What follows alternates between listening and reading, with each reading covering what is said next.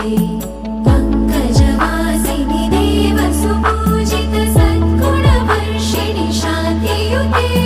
जय जय हे मधुसूदन कामिनि आदिलक्ष्मि जय पालय माम्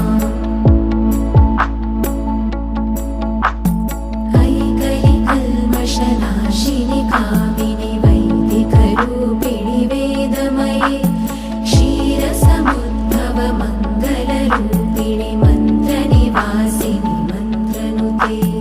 मङ्गलदायिनि अम्बुजवासिनि देवगणाश्रितपादयुते जय जय हे मधुसूदन कामिनि धान्यलक्ष्मि जय पालय माम् जय वरवर्षिणि वैष्णवि भार्गवि मन्त्रस्वरूपिणि मन्त्रमये सुरगणपूजित शीघ्रफलप्रद ज्ञानप्रदायिनि